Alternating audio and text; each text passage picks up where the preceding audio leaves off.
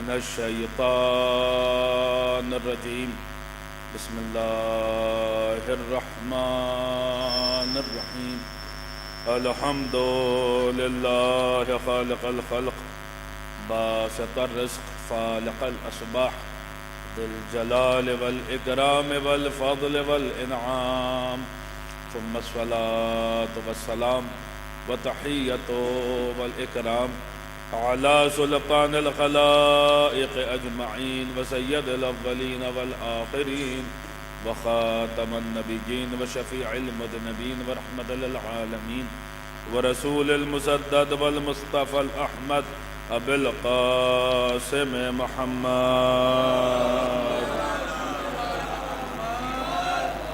وآله الطيبين الطاهرين المعصومين المظلومين المنتجبين المنتخبين الميامين الهادين المهديين الذين أذهب الله عنهم الرجس وطهرهم تطهيرا. اللهم صل على محمد وآل محمد ولا سيما بقية الله في الأرضين روحي وأرواح العالمين لتراب مقدمه فداه فلعنة الله على أعدائهم وغاث بحقوقهم ومنكر فضائلهم ومناقبهم وبلايتهم أجمعين من الآن إلى يوم الدين. القول مني في جميع الأشياء قول آل محمد عليهم الصلاة والسلام فيما سروا وما أعلنوا فيما بلغني عنهم وما لم يبلغني. أما بعد فقد قال الله عز وجل أفتتخذونه وذريته أولياء من دوني وهم لكم عدو بئس للظالمين بدلا ما أشدتهم خلق السماوات والأرض ولا خلق أنفسهم. صلوات پڑھنے پر محمد وآل اللهم صل على محمد وآل.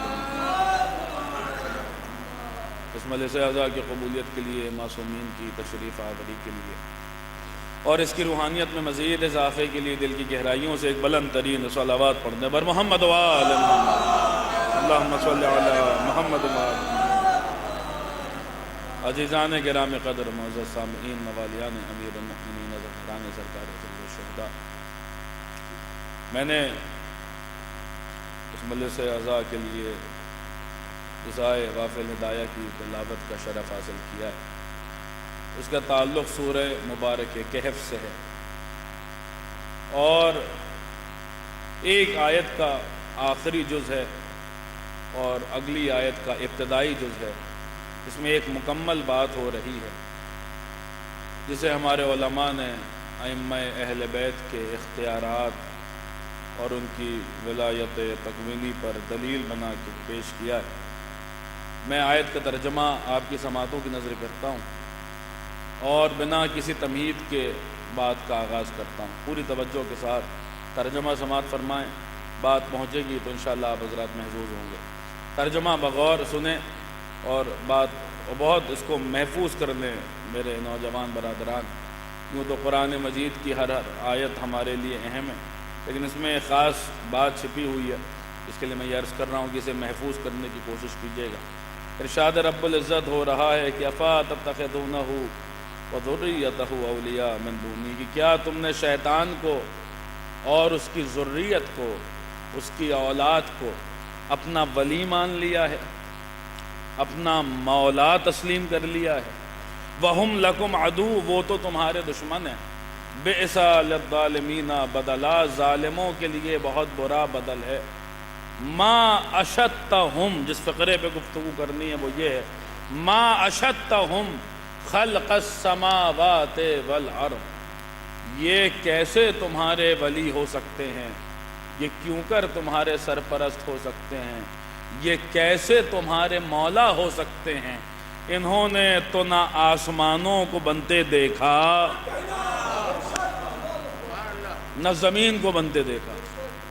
دیکھیے آیت ہے، روایت نہیں ہے، اللہ کا کلام ہے جہاں چوں چرا کی گنجائش نہیں ہے. قرآن کہہ رہا ہے یہ کیسے مولا ہیں جنہوں نے نہ آسمانوں کو بنتے دیکھا نہ زمین کو بنتے دیکھا. یہ نہ آسمانوں کی خلقت پہ گواہ ہیں نہ زمین کی خلقت پہ گواہ ہیں. دیکھیے یہ بات بالکل ویسے ہی ہے جیسے میں کہوں کہ میں ڈاکٹر نہیں ہو سکتا کیونکہ میرے پاس MBBS کی ڈگری نہیں ہے. تو کیا اس کا مطلب یہ ہے کہ دنیا میں کوئی ڈاکٹر نہیں ہے؟ آپ کہیں گے نہیں صاحب، اس کا مطلب یہ ہوا کہ آپ ڈاکٹر نہیں ہیں کیونکہ آپ کے پاس MBBS کی ڈگری نہیں ہے. لیکن اسے حق ہے کہ وہ خود کو ڈاکٹر کہلائے جس کے پاس MBBS کی ڈگری موجود ہے. اب جو قرآن کہہ رہا ہے یہ کیسے مولا ہیں؟ انہوں نے تو نہ آسمانوں کو بنتے دیکھا نہ زمین کو بنتے دیکھا. تو کیا قرآن اس بات کی نفی کر رہا ہے کہ دنیا میں کوئی مولا نہیں ہے؟ آپ کہیں گے نہیں صاحب، بلکہ قرآن کہنا یہ چاہ رہا ہے کہ مولا کہلانے کا حق بس اور بس اسی کا ہے جس نے آسمانوں کو بھی بنتے دیکھا. دیکھیے ایک ایک آدمی جڑ جائے بیان کے ساتھ، پوری توجہ کے ساتھ سنیے گا، پوری توجہ کے ساتھ. دیکھیے پڑھے لکھے لوگ تشریف فرمائیں، بزرگ تشریف فرمائیں، اور استاد محترم یہاں تشریف فرمائیں. پوری توجہ کے ساتھ سنیے گا آپ حضرات. نہ آسمانوں کو بندے دیکھا نہ زمین کو بندے دیکھا. اس کا مطلب یہی ہے کہ مولا کہلانے کا حق بس اور بس اسی کو حاصل ہے جس نے آسمانوں کو بھی بنتے دیکھا، جس نے زمین کو بھی بنتے دیکھا، جس کی نظروں کے سامنے آسمانوں کے شامیانے لگائے گئے، جس کی نظروں کے سامنے زمین کا فرش بچھایا گیا. اب ذرا روش ادراک پہ چلیے، ڈھونڈیے تو صحیح، ذرا سفر تو کیجئے، تلاش تو کیجئے. آخر وہ کون سی ذات ہے جس کی نظروں کے سامنے آسمانوں کے شامیانے لگائے گئے، جس کی نظروں کے سامنے زمین کا فرش بچھایا گیا؟ تو دیکھیے صاحب، زیادہ دور جانے کی ضرورت نہیں ہے، ایک آسان طریقہ بتا رہا ہوں، وہ ذات سامنے آ جائے گی. زیادہ دور جانے کی ضرورت نہیں ہے. ایک کام کیجئے، نہج البلاغہ اٹھائیے اور پہلا خطبہ پڑھنا شروع کر دیجئے. دیکھیے بات پہنچے تو مجھے احساس کرائیے گا، جتنے مومنین بھی تشریف فرمائے پوری توجہ کے ساتھ سنیے گا. ایک کام کیجئے، نہج البلاغہ اٹھائیے اور پہلا خطبہ پڑھنا شروع کر دیجئے. آپ دیکھیں گے کہ کوئی ہے جو آج سے تقریباً 14 صدیاں پہلے عربوں کے اس بدو معاشرے میں ممبر ابیض سے، مسجد کوفہ سے پکار کے بتا رہا ہے کہ سنو، علی سے سنو کہ آسمان کیسے بنائے گئے، علی سے سنو کہ زمین کیسے بنائی گئی، علی سے سنو کہ آسمانوں کے شامیانے کیوں کر لگائے گئے، زمین کا فرش کیسے بچھایا گیا. دیکھیے صاحب، تعصب کی اینک اتار کے، بغض علی کا چشمہ اتار کے اگر کوئی بندہ صرف اور صرف نہج البلاغہ کا پہلا خطبہ پڑھ لے تو میں تو یہی کہوں گا کہ وہ بھی وہی کہے گا جو کبھی ایڈورڈ گبز نے کہا تھا، اس یورپین محقق نے کہا تھا. آیت یاد رکھیے گا، ما اشتہم خلق السماوات والارض. یہ کیسے مولا ہیں؟ انہوں نے تو نہ آسمانوں کو بنتے دیکھا نہ زمین کو بنتے دیکھا، نہ آسمانوں کو بنتے دیکھا نہ زمین کو بنتے دیکھا. پتہ نہیں عالم اسلام کی سمجھ میں یہ بات آئی ہے یا نہیں آئی ہے، لیکن وہ غیر ہے، لیکن لگ رہا ہے اس کے سمجھ میں یہ بات آ گئی. اس نے یہ خطبہ پڑھ کے وہ تاریخی جملے کہے تھے کہ یہ خطبہ بتا رہا ہے کہ یا تو دنیا اس نے بنائی ہے، اور نہیں تو جب زمین اور آسمان بن رہے تھے یہ اپنی آنکھوں سے دیکھ رہا ہے.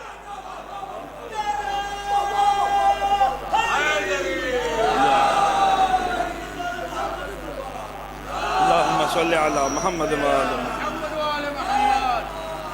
دیکھیے زحمت نہ ہو تو تھوڑا تھوڑا آپ حضرات آگے آ جائیں تاکہ بعد میں آنے والوں کو اسی طریقے کی دقت اور پریشانی کا سامنا نہ کرنا پڑے. ایک صلوات پڑھنے آپ حضرات بر محمد و آل محمد.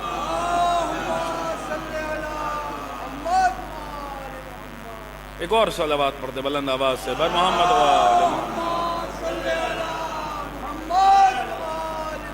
دیکھیے ایک نتیجے تک پہنچانا ہے، میرے ساتھ بنے رہیے گا، انشاءاللہ بات ایک منزل تک پہنچے گی. بنے رہیے گا اس سلسلے میں میرے ساتھ، اس سفر پہ میرے ساتھ، کہ یہ کیسے مولا ہیں؟ انہوں نے تو نہ آسمانوں کو بنتے دیکھا.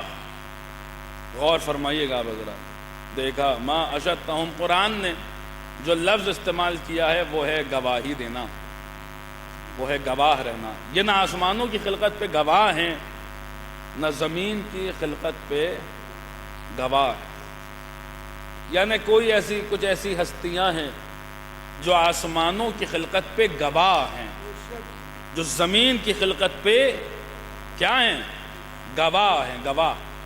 اب دیکھیے گواہ کے لیے عربی زبان میں دو لفظ آتے ہیں، دو لفظ آتے ہیں. دونوں کا ترجمہ ہماری زبان میں گواہ کیا جاتا ہے. چونکہ ہماری زبان بڑی محدود زبان ہے، عربی بڑی وسیع زبان ہے۔ اچھا، عربی میں بھی ایک معاملہ یہ ہے کہ عربی بھی دو طریقے کی ہے، یہ بھی ضمن عرض کرتا چلیں۔ ایک عربی اسماعیلی ہے، ایک عربی قحطانی ہے۔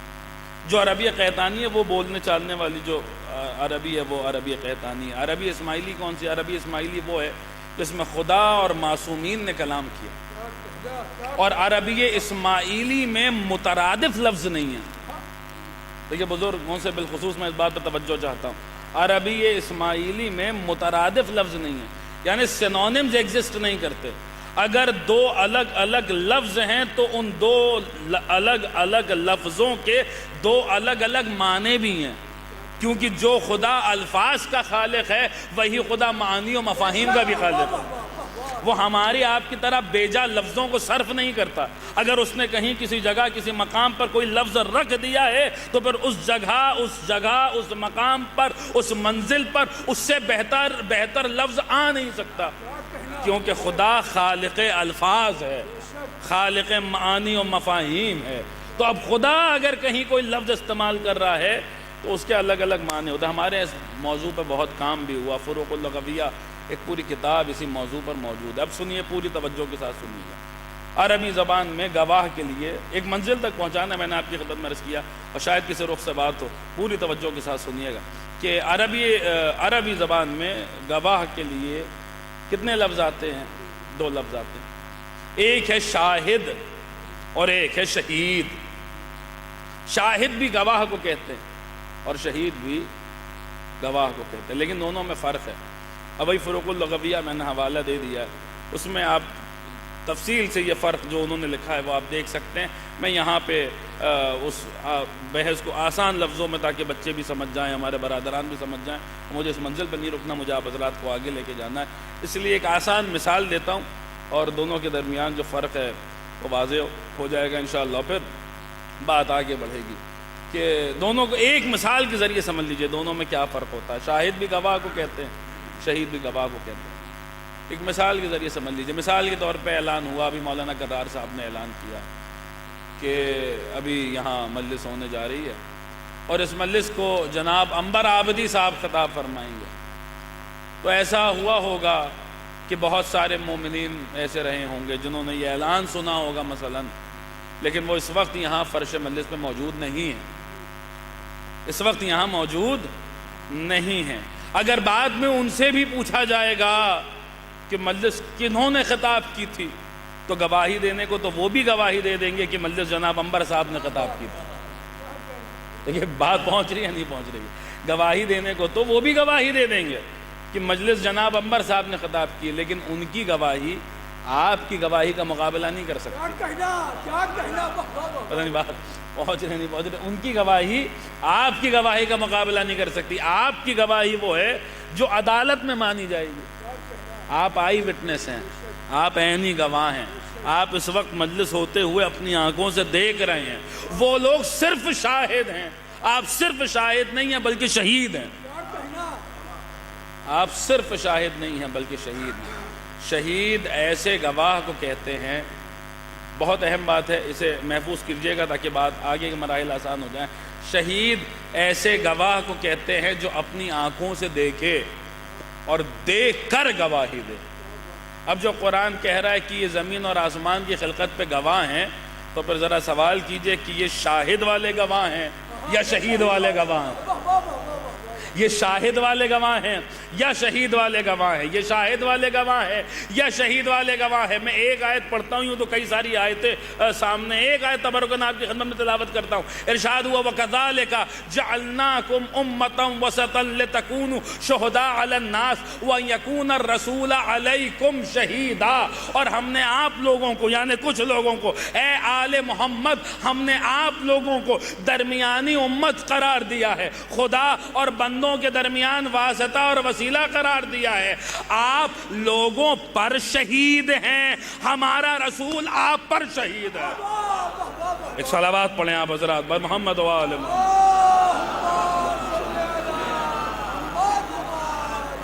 آپ لوگوں پر شہید ہیں، ہمارا رسول آپ پر شہید ہے۔ ارے یہ کیسے ہو سکتا ہے؟ کہ کوئی بندہ بندہ رہتے ہوئے کائنات کو بنتے ہوئے بھی دیکھے، کل بھی دیکھ رہا ہو، آج بھی دیکھ رہا ہو، قیامت تک دیکھتا رہے، پوری کائنات اس کی نظروں کے سامنے ہو۔ یہ کیسے ہو سکتا ہے کہ کوئی بندہ بندوں والی آنکھوں سے کائنات کو بنتے ہوئے بھی دیکھے، آج بھی دیکھ رہا ہو، قیامت تلک دیکھتا رہے؟ یہ کیسے ممکن ہے کہ کوئی بندہ بندوں والی آنکھوں سے کائنات کو بنتے ہوئے بھی دیکھے، کل بھی دیکھ رہا ہو، آج بھی دیکھ رہا ہو، قیامت تلک دیکھتا رہے؟ ہم نے کہا ہاں آپ صحیح کہہ رہے ہیں، بندوں والی آنکھوں سے نہ کائنات بنتے ہوئے کوئی دیکھ سکتا ہے، نہ آج دیکھ سکتا ہے، نہ قیامت تک دیکھ سکتا ہے۔ ہاں اگر آنکھیں بندوں والی ہوں تو نہیں دیکھ سکتا، ہاں اگر عین اللہ ہو۔ ایک صلوات پڑھ دیں آپ حضرات پر محمد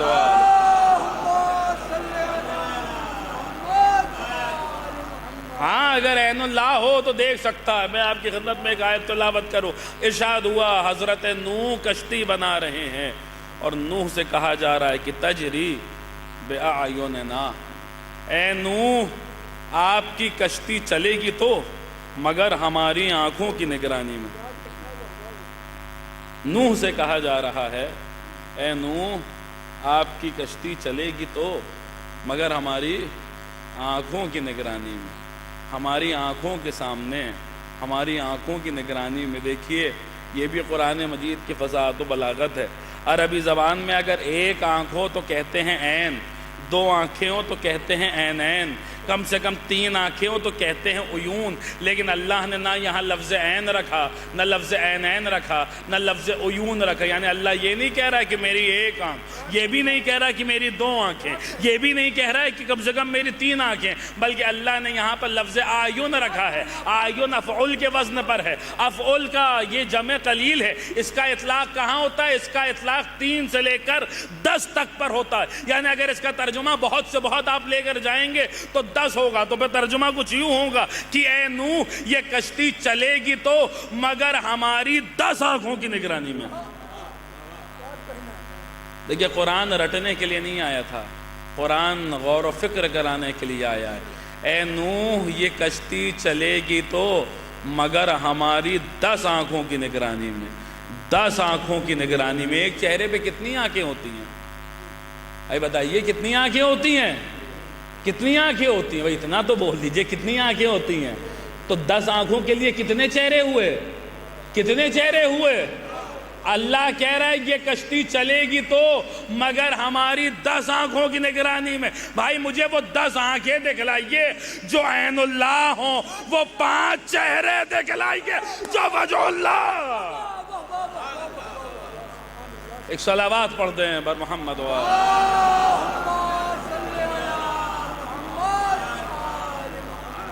وہ 5 چہرے دکھلائیے جو وجہ اللہ ہوں۔ عزیزان گرامی قدر، دیکھیے قرآن مجید نے اسی مفہوم کو، اسی موضوع کو کس خوبصورتی سے بیان کیا کہ یہ کائنات پر کے گواہ ہیں، انہوں نے کائنات کو بنتے ہوئے بھی دیکھا، کل بھی دیکھ رہے تھے، آج بھی دیکھ رہے ہیں، قیامت تلک دیکھتے رہیں گے۔ قرآن نے اس موضوع کو اس خوبصورتی سے بیان کیا ہے کہ یہی جو شہید والے گواہ ہیں۔ تو آپ دیکھیے گا کہ پورے قرآن میں بسم اللہ کی بے سے لے کر والناس کے سین تک، اور میں یہ بات بارہا کہتا بھی ہوں کہ یہ قرآن ہے، یہ اللہ کا کلام ہے۔ یہ کہنے والی بات ہے خالی کہ قرآن گونگی کتاب ہے۔ قرآن گونگی کتاب نہیں ہے، ہماری سماعتیں بہری ہیں۔ جب قرآن بولنے پر آتا ہے تو اچھوں کی بولتی بند کر دیتا ہے، بالخصوص جب وہ آل محمد کے حق میں گفتگو کرتا ہے، اچھوں کو خاموش کر دیتا ہے۔ آپ دیکھیے کہ پورے قرآن میں آپ کو جو بات میں آپ کی خدمت میں عرض کر رہا ہوں اس کی جگہ جگہ دلیلیں مل جائیں گی۔ پورے قرآن مجید میں ماشاءاللہ قرآن پڑھنے والے بیٹھے ہیں، قرآن سے واقفیت رکھنے والے اور اس کی تلاوت کرنے والے بیٹھے ہیں۔ آپ نے غور کیا ہوگا پورے قرآن میں آپ کو ایک لفظ ملتا ہے اور بارہا ملتا ہے، علم ترا۔ پڑھا ہے یا نہیں پڑھا؟ بارہا پڑھا ہے یا نہیں پڑھا؟ آتا ہے قرآن مجید میں جگہ جگہ آیا ہے یا نہیں آیا؟ علم ترا، علم ترا کیا مطلب ہے؟ علم ترا علم ترا کا لغوی ترجمہ ہے، لٹرل ٹرانسلیشن ہے، لغوی ترجمہ ہے کیا آپ نے نہیں دیکھا؟ یہ علم ترا کا لغوی ترجمہ ہے۔ پورے قرآن مجید میں آپ کو بارہا یہ علم ترا ملے گا۔ میں چند آیات آپ کی یاد رکھیے گا، شہید اس گواہ کو کہتے ہیں جو اپنی آنکھوں سے دیکھے اور پھر دیکھ کر گواہی دے۔ میں چند آیات آپ کی خدمت میں تلاوت کروں۔ مثلا ارشاد ہوا علم ترا ان اللہ یسبح لہ من فی السماوات والارض، اے رسول کیا آپ نے نہیں دیکھا کہ جو کچھ آسمانوں میں ہے اور جو کچھ زمین پر ہے ہر شے اللہ کی تسبیح کر رہی ہے؟ قرآن ہے، اللہ کی کتاب ہے، اللہ کا بیان ہے۔ کیا آپ نے نہیں دیکھا کہ جو کچھ آسمانوں میں ہے، کتنی بڑی کائنات ہے کہ انسان اتنی ترقیوں کے باوجود اس کائنات کی وسعتوں کو نہیں جان پایا، اور اللہ قرآن سے میں رسول سے کہہ رہا ہے جتنی بڑی بھی کائنات ہو، کیا آپ نے نہیں دیکھا کہ کائنات کا ذرہ ذرہ اللہ کی تسبیح کر رہا ہے؟ جو ستارہ بھی ہے آسمان میں وہ ستارہ اللہ کی تسبیح کر رہا ہے، جو سیارہ بھی ہے آسمان میں وہ سیارہ اللہ کی تسبیح کر رہا ہے، کائنات کا ذرہ ذرہ اللہ کی تسبیح کر رہا ہے۔ علم ترا کیا آپ نے نہیں دیکھا؟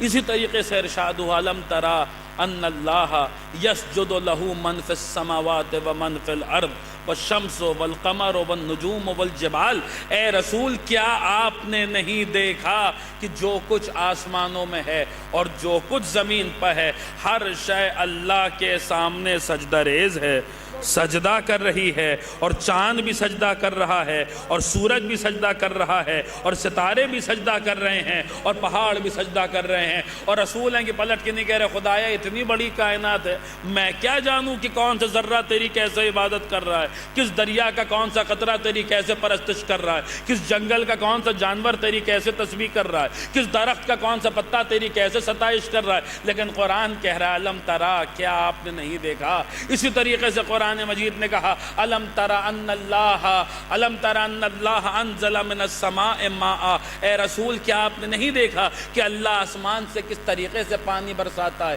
اسی طریقے سے قرآن مجید نے کہا علم ترا الی الذین اوتوا نصیبا من الکتاب یؤمنون بالجبت والطاغوت، اے رسول کیا آپ نے ان لوگوں کو نہیں دیکھا جنہیں ہم نے کتاب میں سے کچھ دیا تھا مگر اس کے باوجود وہ جبت اور طاغوت پر ایمان لے آئے۔ اسی طریقے سے قرآن مجید نے کہا علم ترا الی الذین بدلوا نعمت اللہ کفرا، اے رسول کیا آپ نے نہیں دیکھا ان لوگوں کو جو اللہ کی نعمت کو بدل کے کفر کرتے ہیں۔ اسی طریقے سے قرآن نے ماضی کے واقعات کے لیے، گزرے ہوئے واقعات کے لیے کہا، مثلا قرآن مجید نے کہا الم تر الی الذین خرجوا من دیارہم، اے رسول کیا آپ نے ان لوگوں کو نہیں دیکھا تھا جو موت کے ڈر سے اپنے دیار چھوڑ کے جا رہے تھے۔ اسی طریقے سے قرآن مجید نے کہا سورہ مبارکہ بقرہ میں الم تر الی الذی حاج ابراہیم فی ربہ، اے رسول کیا آپ نے نہیں دیکھا ابراہیم کیسے اپنے رب کے متعلق نمرود سے مناظرہ کر رہے تھے۔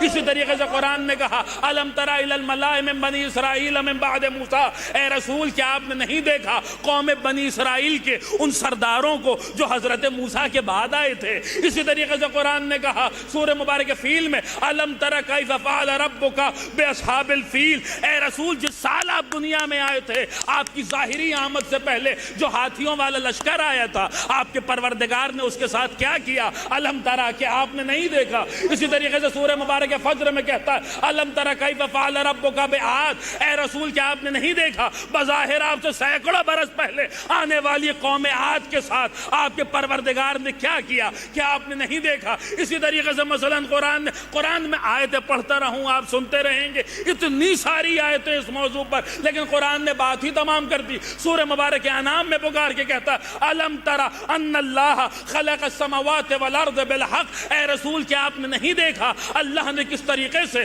زمین اور آسمان کو حق کے ساتھ خلق کیا ہے۔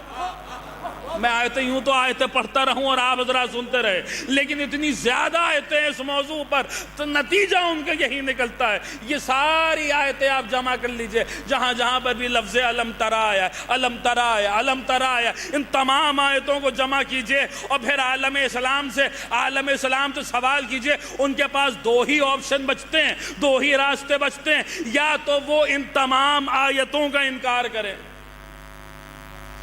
جو ایک آیت کا انکار کرے وہ کیا ہوتا ہے؟ جو ان تمام آیتوں کا انکار کرے وہ کیا ہوگا؟ دو ہی آپشنز بچیں گے، دو ہی راستے بچیں گے عالم اسلام کے پاس، یا تو وہ ان تمام آیتوں کا انکار کریں، اور نہیں تو انہیں ماننا پڑے گا کہ جب ابراہیم مناظرہ کر رہے تھے تو رسول دیکھ رہے تھے، جب اصحاب کہف برباد، جب اصحاب فیل برباد ہو رہے تھے تو رسول دیکھ رہے تھے، جب قوم عاد پر عذاب آ رہا تھا تو رسول دیکھ رہے تھے، جب لوگ موت کے ڈر سے اپنا دیار چھوڑ رہے تھے تو رسول دیکھ رہے تھے، آسمان سے برسنے والے ایک ایک قطرے کو رسول دیکھ رہے ہیں، آسمانوں میں موجود ایک ایک ستارے کو رسول دیکھ رہے ہیں، ایک ایک سیارے کو رسول دیکھ رہے ہیں۔ المختصر یہ کہ کائنات کا ذرہ ذرہ، کائنات کا ذرہ ذرہ، شرق سے لے کے غرب تک، شمال سے لے کے جنوب تک، جو کچھ اس کائنات میں ہے اس کا ذرہ ذرہ، چپا چپا کل بھی رسول کی نظروں کے سامنے تھا، آج بھی رسول کی نظروں کے سامنے ہے،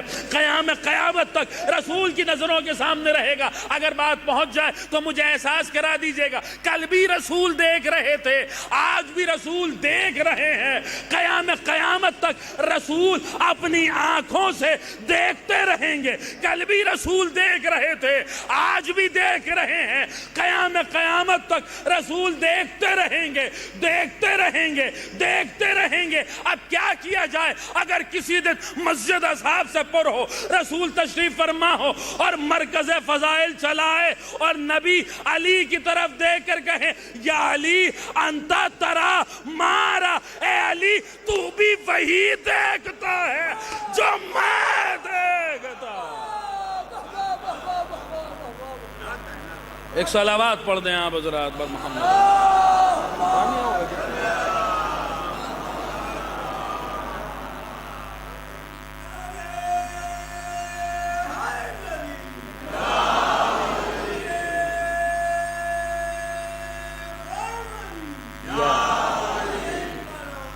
اللہم صلی علی محمد۔ دیکھیے تھوڑا سا مجھے پتا ہے وقت جو ہے وہ ایسا ہے، صبح کا آپ یقیناً جو ہے وہ اس وقت آئے یہاں، لیکن تھوڑا سا آپ حضرات ابھی تک خاموش ہے، تھوڑا سا بیدار ہو جائیں تاکہ جو ہے وہ ہمارے لیے بھی بات پہنچانا آسان ہو۔ یاد رکھیے جب فرش مجلس پہ آئے کیجئے تو امیر المومنین کا یہ ارشاد یاد رکھا کیجئے کہ مولا نے کہا کلام کرو تاکہ پہچانے جاؤ۔ تو یہ کلام کرنے کا معاملہ صرف ممبر پہ آنے والے کے لیے نہیں ہے، فرش مجلس پہ بیٹھنے والے کے لیے بھی ہے، ہاں ذاکرین کے لیے بھی ہے اور سامعین کے لیے بھی ہے۔ اور یہ بھی یاد رکھا کیجئے، یہ بارہا یہ میں نے اپنی شرعی ذمہ داری بھی سمجھتا ہوں کہ خطابت کے لیے آپ کی داد اور آپ کا سبحان اللہ نہیں چاہیے۔ اگر ہماری خطابت کے لیے تو آپ اپنے پاس رکھیے، ہمیں آپ سے داد و تحسین اپنی خطابت کے لیے نہیں چاہیے۔ ہاں اگر امیر المومنین کے حق میں بولنا ہے اور آل محمد کے حق میں بولنا ہے تو پھر بات ہے آپ بھی بولیے اور ہم بھی بولیں، تاکہ یہ صرف ذکر نہ رہے بلکہ مذاکرہ ہو جائے، مذاکرہ ہو جائے۔ جب امیر المومنین کے حق میں اور مولا کے فضائل میں دو لوگ آپس میں جب ذکر کرتے ہیں یہ مذاکرہ ہوتا ہے، صرف ذکر نہیں ہوتا بلکہ مذاکرہ ہوتا ہے۔ جب مولا کائنات کے فضائل کا مذاکرہ ہوتا ہے تو پھر کیا ہوتا ہے؟ امیر المومنین کا ایک خطبہ ہے جہاں آپ نے ارشاد فرمایا ہے کہ ان ولایتی، امیر المومنین کا ارشاد گرامی قدر ہے، مولا فرما رہے ان ولایتی لتلزم اہل السماء کما تلزم اہل الارض، مولا فرماتے ہیں بے شک میری ولایت آسمان والوں پر ویسے ہی لازم ہے جیسے زمین والوں پر لازم ہے۔ اور پھر مولا آگے فرماتے ہیں کہ ان الملائکۃ لا تتذاکر فضلی وذالک تسبیحھا عند اللہ، کہ بے شک ملائکہ میرے فضائل کا مذاکرہ کرتے ہیں اور اللہ اسے تسبیح شمار کرتا ہے۔ ایک صلوات پڑھ دیں آپ حضرات۔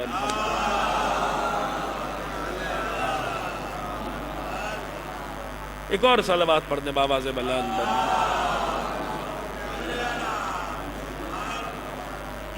تو یہ ایک نتیجے تک پہنچانا ہے، اس لیے یہ ساری باتیں اپنے اذہان عالیہ میں رکھیے گا کہ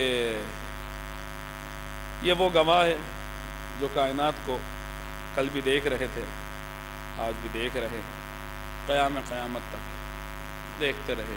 یاد رکھیے گا، اگر کوئی ایسے کو مولا نہ مانے جس نے کائنات کو بنتے ہوئے دیکھا ہو، تو پھر اس کا انجام کیا ہوتا؟ تو قرآن مجید نے اس کا انجام بھی بتایا، اس کا انجام بھی بتایا۔ ارشاد ہوا، اسی آیت میں ارشاد ہوا، بئسا للظالمین بدلا، شروعات میں ترجمہ سنایا تھا اس کا، کہ جو ایسے کو مولا نہ مانے جس نے زمین اور آسمان کو بنتے ہوئے دیکھا ہے، تو پھر ایسا شخص کیا ہے؟ قرآن نے کہا بئسا للظالمین بدلا، ظالموں کے لیے بہت برا بدل ہے۔ یہ بہت بڑی بات ہے جسے آپ نے بہت خاموشی سے سنا۔ قرآن نے کہا ظالموں کے لیے بہت برا بدل ہے، یعنی قرآن مجید نے ایسے شخص کو ظالم کہا ہے جو ایسے کو مولا نہ مانے جس نے زمین اور آسمان کو بنتے ہوئے دیکھا ہو۔ کیا کہا ہے؟ ظالم کہا ہے۔ ایسے شخص کو قرآن مجید نے کیا کہا ہے؟ ظالم کہا ہے۔ ظالم، ظالم کسے کہتے ہیں؟ ظالم کسے کہتے ہیں؟ ظالم ضد ہے عادل کی، ظالم ظلم ضد ہے عدل کی، اپوزٹس ہیں، متضاد ہیں چیزیں۔ ظالم کسے کہتے ہیں؟ عدالت ہمارے ہاں اصول دین میں لوگ سمجھتے ہیں عدالت انصاف ایک برابر ہے، ایک جیسی چیز ہے۔ ان دونوں میں فرق ہے۔ عدالت ہمارے اصول دین میں ہے، انصاف ہمارے اصول دین میں نہیں، عدالت ہمارے اصول دین میں۔ وہی اسی کی وہی کتاب فروق اللغویہ جائے، ان سب باتوں پہ گفتگو شروعات میں بھی آپ کی خدمت میں عرض کیا تھا۔ عدالت، عدل کسے کہتے ہیں، ظلم کسے کہتے ہیں؟ ایک آسان تعریف جو ہمارے علماء نے اس کی ہے وہ یہی ہے کہ جو شے جہاں کی ہو، جہاں کے لائق ہو، اسے وہاں پہ رکھنا عدل ہے۔ جو شے جہاں کے لائق نہ ہو اسے وہاں پہ رکھ دینا ظلم ہے۔ دیکھیے زیارت عاشوراء آپ پڑھتے ہوں گے، علیکم السلام ورحمۃ اللہ، ہم بھی پڑھتے ہیں، آپ بھی پڑھتے ہیں، روز پڑھتے ہوں گے، روز پڑھنا بھی چاہیے۔ زیارت عاشوراء میں آپ ایک جملہ پڑھتے ہیں، پتہ نہیں آپ نے کبھی غور کیا یا نہیں کیا، اللہم لعن اول ظالم ظلم حق محمد وآل محمد، خدایا اس پہلے ظالم پہ لعنت فرما جس نے محمد اور آل محمد کے حق کو غصب کیا تھا۔ پڑھتے یا نہیں پڑھتے؟ عدل کسے کہتے ہیں؟ جو شے، میں صرف اشارہ کروں گا، اگر بات پہنچ جائے تو مجھے احساس کرا دیجیے گا۔ جو شے جہاں کی ہو، جہاں کے لائق ہو، اسے وہاں پہ رکھنا یہ عدل ہے۔ جو شے جہاں کے لائق نہ ہو اسے وہاں پہ رکھ دینا یہ ظلم ہے۔ یہ ٹوپی سر پہ پہنی جاتی ہے، اگر پیروں پہ رکھ دوں تو یہ ظلم ہوگا۔ چپلیں، جوتے پیروں میں پہنے جاتے ہیں، اگر سر پہ رکھ دوں تو ظلم ہوگا۔ جو شے جہاں کے لائق نہ ہو اسے وہاں پہ رکھ دینا ظلم ہوتا ہے۔ جو جہاں کے لائق نہ ہو اسے وہاں بٹھا دینا۔ ایک صلوات پڑھیں آپ حضرات پر محمد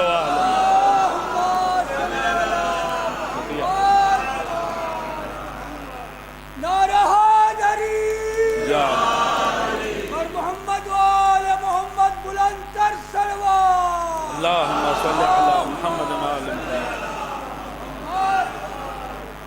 جو جہاں کے لائق نہ ہو اسے وہاں بٹھا دینا ظلم ہوتا ہے۔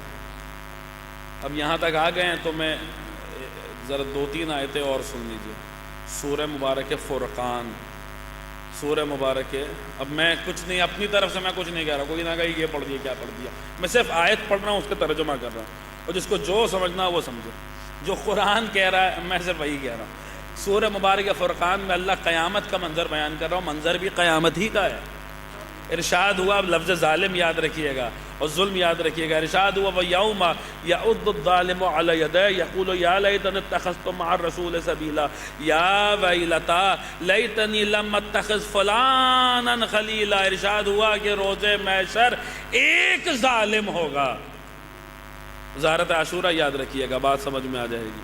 روز محشر ایک ظالم ہوگا، ظالمین نہیں کہا ہے قرآن نے، سارے ظالموں کا ذکر نہیں کیا ہے قرآن نے، ایک ظالم ہوگا، وَيَوْمَ يَعُضُّ الظَّالِمُ عَلَى يَدَيْهِ، ایک ظالم ہوگا جو اپنے ہاتھ کو چبا چبا کے کہہ رہا ہوگا کہ اے کاش میں نے رسول کے ساتھ ساتھ سبیل کو بھی اختیار کر لیا ہوتا۔ کیا کہنا؟ اب سبیل میرا موضوع نہیں ہے، نہیں تو قرآن مجید کی بہت ساری آیتیں جو میں صرف لفظ سبیل پر آپ کو سنا سکتا ہوں، لیکن میرے مولا کا خطبہ اصول کافی میں موجود ہے، وہاں میرے مولا نے راز بیان کر دیا کہ سبیل کون ہے۔ امام فرماتے ہیں کہ میں سبیل ہوں۔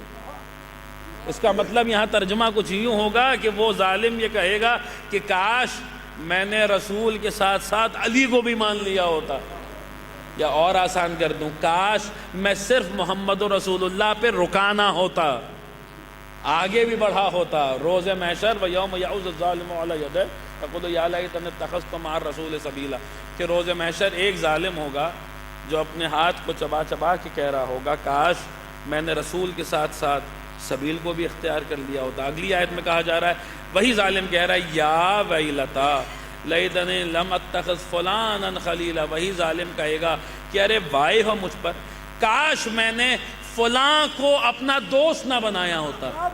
کیا کہنا؟ اب میں کچھ نہیں کہہ رہا ہوں، قرآن کہہ رہا ہے کہ وہ ظالم کہے گا روز محشر ایک ظالم ہوگا جو اپنے ہاتھ کو چبا چبا کے کہے گا کاش میں نے رسول کے ساتھ ساتھ سبیل کو اختیار کر لیا ہوتا۔ پھر کہے گا ارے وائے ہو مجھ پر، کاش میں نے فلاں کو اپنا دوست نہ بنایا ہوتا۔ پھر تیسری آیت میں ارشاد ہو رہا ہے وَكَانَ الشَّيْطَانُ، قرآن ہے، میں اپنی طرف سے کچھ نہیں پڑھ رہا، جس کو جو معنی لینا ہو اس کی مرضی ہے، لیکن اللہ کی کتاب ہے، اللہ کا بیان ہے۔ تیسری آیت میں ارشاد ہو رہا ہے وَكَانَ الشَّيْطَانُ لِلْإِنسَانِ خَذُولًا، اور شیطان تو انسان کو بے یار و مددگار چھوڑ کے چلا جاتا تھا۔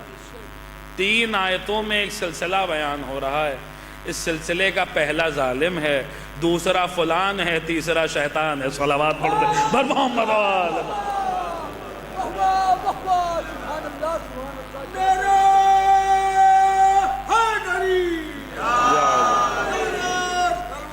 اللہم صلی علی محمد وآلہ محمد۔ دیکھیے ہمارے بھائی مولانا اصغر مہدی صاحب قبلہ نے ایک فرمائش کی ہے، لیکن یہ چونکہ وہ اپنے آپ میں ابھی آپ تو تھے وہاں مفاخرے کی فرمائش کی ہے امیر المومنین جناب سیدہ کے درمیان جو ہوا تھا، وہ ظاہر سی بات ہے آپ نے دیکھا 5 مجلسیں نکل گئی تھی، مفاخرہ مکمل نہیں ہو پایا تھا، تو ظاہر سی بات ہے آدھے گھنٹے کے وقت میں وہ مفاخرہ، اس لیے انشاءاللہ کبھی آپ کی خدمت میں پھر آنا ہوا تو بڑی معذرت کے ساتھ ہمارے بھائی مولانا اصغر مہدی صاحب اللہ کی خدمت میں، لیکن کبھی کسی آپ کی خدمت میں آنا ہوا تو تفصیل سے، کیونکہ وہ صرف عربی متن پڑھنے میں ہی جو ہے وہ 15-20 منٹ نکل جائیں گے اور پھر جو ہے وہ بات بھی ہو نہیں پائے گی، اس لیے بہت معذرت کے ساتھ آدھا گھنٹے کا جو اب اس میں مفاخرہ تو نہیں ہو پائے گا، لیکن آپ حضرات اسی موضوع کو میں اس کو پائے تکمیل تک پہنچانا چاہتا ہوں، میرے ساتھ بنے رہیے اور انشاءاللہ ایک نتیجہ آئے گا، آپ حضرات محظوظ ہوں گے کہ قرآن نے ایسے کو کیا کہا ہے۔ دیکھیے میرے ساتھ بنے ہوئے یا نہیں بنے ہوئے ہیں، یہ قرآن کا سلسلہ ہے یہ قرآنی موضوع ہے جو میں آپ کی خدمت میں پیش کر رہا ہوں کہ ایسے شخص کو کیا کہا ہے جو ایسے کو مولا نہ مانے، جس نے زمین اور آسمان کو بنتے ہوئے دیکھا ہے۔ قرآن نے ایسے شخص کو ظالم کہا ہے۔ اب ایک لفظ ہے ظالم اور ایک لفظ ہے ازلم، ازلم سپرلیٹو ڈگری ہے، اس میں تفضیل ہے، یعنی سب سے بڑا ظالم، سب سے بڑا۔ اب اس میں لفظ ازلم بھی قرآن مجید میں کئی مقامات پر آیا ہے، ایک مقام سن لیجئے، ارشاد ہوا فمن اظلم ممن کذب بآیات اللہ، اور اس سے بڑا ظالم کون ہوگا، ازلم کون ہوگا، جو اللہ کی نشانیوں کو جھٹلا دے۔ پتہ نہیں آپ حضرات کہاں بیٹھے ہوئے، دیکھیں بات شاید نہیں پہنچا پا رہا میں، یا جو ہے وہ آپ حضرات متوجہ نہیں ہے، دیکھیں میرے ساتھ جڑ جائیے، اور بہت جلدی میں اپنی منزل تک پہنچ رہا ہوں، اور یہ میں اپنا کوئی نقطہ نہیں پڑھ رہا ہوں، قرآن مجید کی آیت ہے فمن اظلم ممن کذب بآیات اللہ، اور اس سے بڑا ظالم کون ہوگا، ازلم کون ہوگا، جو اللہ کی نشانیوں کو جھٹلا دے، جو اللہ کی نشانیوں کو جھٹلا دے، اللہ کی نشانیوں کی تکذیب کر دے۔ دیکھیے اللہ کی کچھ چھوٹی نشانیاں بھی ہیں، کچھ بڑی نشانیاں بھی ہیں۔ کون سی نشانیوں کو جھٹلانے والا، تو کہنے لگے صاحب اللہ نے صرف لفظ نشانی استعمال کیا ہے، یہ نہیں بتایا ہے کہ کون سی نشانیوں کو جھٹلانے والا، تو پھر مجھے کہہ لینے دیجئے جب اللہ کی چھوٹی نشانیوں کو جھٹلانے والا ازلم ہوا جا رہا ہے تو پھر وہ کیا ہوگا جس نے اللہ کی بڑی نشانیوں کو جھٹلایا؟ جس نے اللہ کی بڑی نشانیوں کو جھٹلایا ہو۔ اور آگے بڑھوں، ایک قدم اور آگے بڑھوں اگر میرا ساتھ دیں آپ حضرات، اور وہ کیا ہوگا جس نے اللہ کی سب سے بڑی نشانی کو جھٹلایا ہو؟ سب سے بڑی نشانی کو جھٹلایا ہو۔ سب سے بڑی نشانی، کیا اللہ کی کوئی سب سے بڑی نشانی بھی ہے؟ ہاں، اللہ کی سب سے بڑی نشانی بھی ہے۔ اور وہ نشانی کون سی ہے؟ وہ نشانی اللہ نے سورہ مبارک نجم میں بیان کی ہے، جہاں اس نے معراج کے واقعات بیان کیا۔ ابھی 27ویں رجب گزری ہے، آپ حضرات نے پتہ نہیں یہ آیتیں سنی یا نہیں سنی۔ معراج تفصیل سے سورہ مبارک نجم میں بیان کی گئی ہے۔ ارشاد ہوا واہ ہوا، سنیے اللہ کی سب سے بڑی نشانی کون سی ہے؟ جہاں اللہ نے معراج کا ذکر کیا ہے سورہ مبارک نجم میں، وہیں اعلان کرتا ہے۔ ارشاد ہوا واہ ہوا بالافق الاعلی ثم دنا فتدلى وكان قاب قوسين او ادنى فاوحى الى عبده ما اوحى ما كذب الفؤاد ما راى افتمارونه على ما يرى ولقد رأى نزلة اخرى عند سدرة المنتهى عندها جنة المأوى اذ يغشى السدرة ما يغشى لقد رأى من آیات ربه الكبرى۔ اللہ معراج بیان کر رہا ہے، عنبر عابدی معراج نہیں پڑھ رہا ہے، اللہ اپنے حبیب کی معراج بیان کر رہا ہے، اور اسی میں بیان کر رہا ہے اللہ کی سب سے بڑی نشانی کون سی ہے۔ ارشاد ہوا بالافق الاعلی، جب رسول کو افق اعلیٰ پہ لے جایا گیا، ان بلندیوں پہ لے جایا گیا، کتنی بلندی پہ؟ ثم دنا فتدلى وكان قاب قوسين او ادنى، ارے 2 کمانے یا اس سے کم کا فاصلہ رہ گیا۔ پھر کیا ہوا؟ فاوحى الى عبده ما اوحى، ایسے میں ہم نے وحی کی اپنے بندے پر، اور جو وحی کی ما کذب الفؤاد ما رایا، اس کے دل نے اسے جھٹلایا نہیں جو اس کی آنکھوں نے دیکھا۔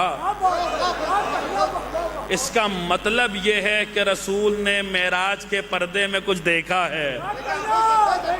ارے کیا سن رہے ہیں آپ حضرات، کیا سن رہے ہیں آپ حضرات؟ اس کا مطلب یہ ما کذب الفؤاد، آیت ہے روایت نہیں ہے، آیت ہے روایت نہیں ہے۔ ما کذب الفؤاد ما رایا، اس کے دل نے اسے جھٹلایا نہیں جو اس کی آنکھوں نے دیکھا ہے۔ اس کا مطلب یہ ہے کہ رسول نے معراج کے پردے میں کچھ دیکھا ہے، کسی کو دیکھا ہے۔ اگلی آیت میں ارشاد ہوا افتمارونہ علی ما یری، تو پھر کیا تم اس چیز پہ جھگڑا کرو گے، اس پر جھگڑا کرو گے جسے میرا رسول معراج کے پردے میں دیکھ کے آیا ہے؟ اللہ اکبر، اللہ اکبر۔ افتمارونہ علی ما یری، کیا تم اس پہ جھگڑا کرو گے؟ یعنی جہاں اتحاد کرنا چاہیے تم اختلاف کرو گے، کیا تم اس پہ جھگڑا کرو گے جسے میرا رسول معراج کے پردے میں دیکھ کر، اچھا سے وہیں دیکھا ہے؟ نہیں، جب واپس آنے لگے ہیں تو پھر دیکھا ہے۔ کہاں دیکھا ہے؟ عند سدرۃ المنتہا، ارے سدرۃ المنتہا کے پاس دیکھا ہے۔ عندہا جنت الماوا، وہی سدرہ جو جنت الماوا کے نزدیک ہے۔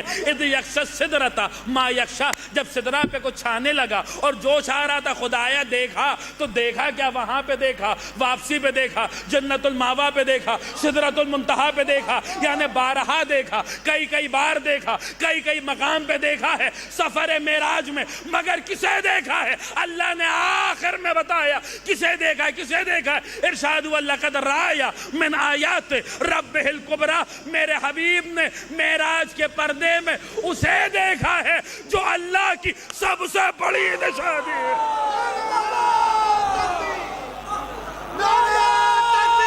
اللہ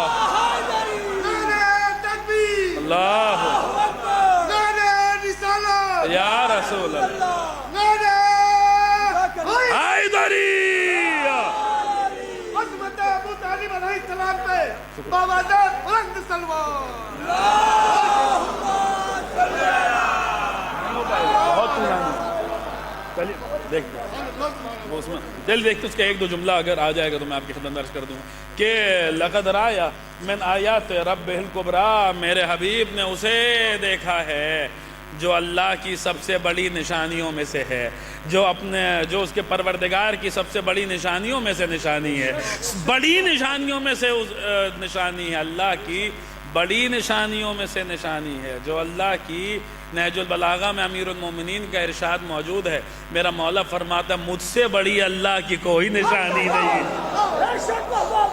ماہ رمضان آنے والا ہے، آپ دعا افتتاح پڑھیں گے امیر المومنین پر، جب آپ صلوات پڑھیں گے دعا افتتاح میں تو آپ یہ جملہ کہیں گے کہ وآیتک الکبریٰ، خدایا اس علی پہ درود و سلام بھیج تو تیری سب سے بڑی نشانی ہے، جو تیری سب سے بڑی نشانی ہے۔ اور قرآن گواہی دے رہا ہے کہ یہ جو بڑی نشانی ہے یہ رسول کو ایک منزل پہ نہیں دکھلائی گئی، ایک موقع پہ نہیں دکھلائی گئی، ایک منزل پہ جا کے نہیں دکھلائی گئی، بلکہ سفر معراج میں رسول نے بارہا اسے دیکھا ہے، کئی بار اسے دیکھا ہے، کتنی ہی بار اسے دیکھا ہے، منزل منزل پہ دیکھا ہے، جگہ جگہ پہ دیکھا ہے، یعنی کئی مرتبہ دیکھا ہے۔ اب کیا کروں میں، مجھے خدائے سخن میر ببر علی انیس صلی اللہ مقامہ یاد آ رہا، سرکار انیس نے بھی اسی مفہوم کو اور اسی مفہوم کو نظم کیا۔ خدائے سخن فرماتے ہیں کیا، یاد رکھیے گا، بارہا دیکھا ہے، کئی مقام پہ دیکھا ہے، کئی منزلوں پہ دیکھا ہے۔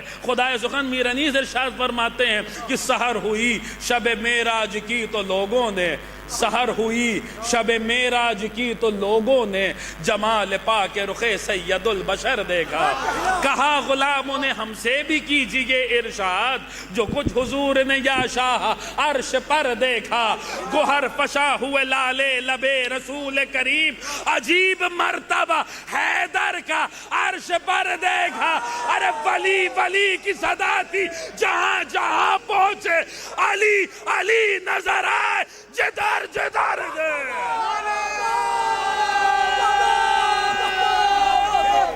حیدریہ یا عظمت اعلی محمد پہ باوجہ بلند سلوات۔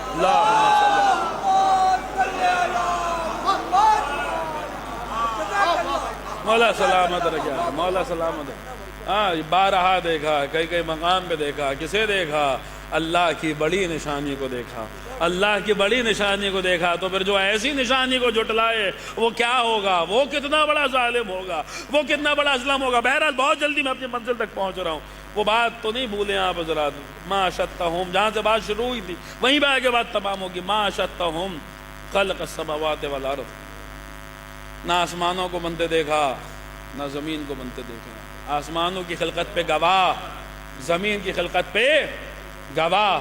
اور وہ بحث جو شروعات میں کی تھی کہ گواہ کے لیے عربی زبان میں دو لفظ آتے ہیں، ایک شاہد ہے ایک شہید ہے۔ شاہد وہ گواہ جو گواہی تو دے مگر اپنی آنکھوں سے دیکھا نہ ہو، ضروری نہیں ہے کہ اپنی آنکھوں سے بھی دیکھا ہو۔ شہید وہ گواہ جو گواہی بھی دے اور اپنی آنکھوں سے دیکھا بھی ہو۔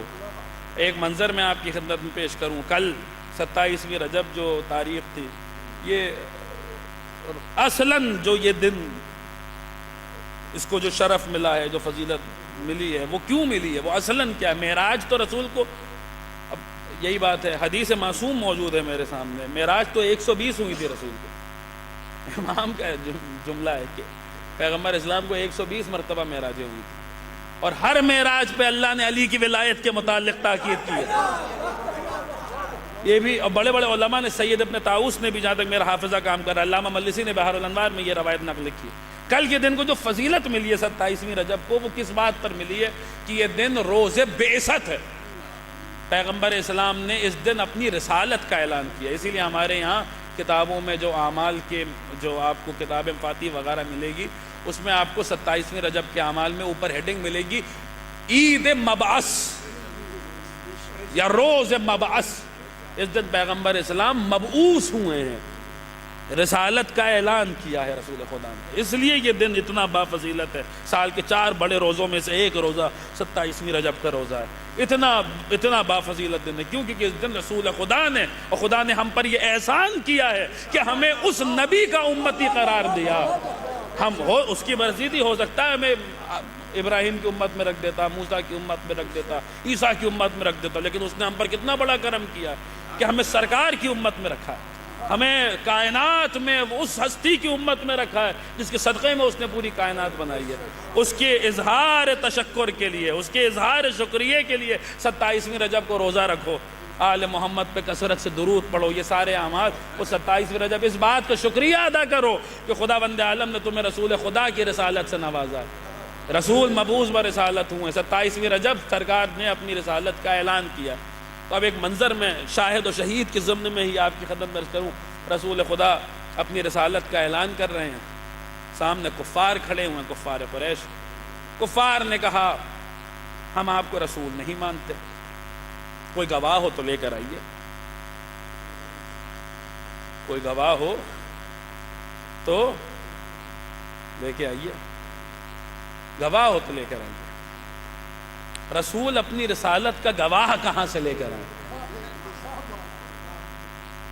اچھا یاد رکھیے گا وہ بحث شروعات میں کی تھی, شاہد اور شہید بھولیے گا نہیں.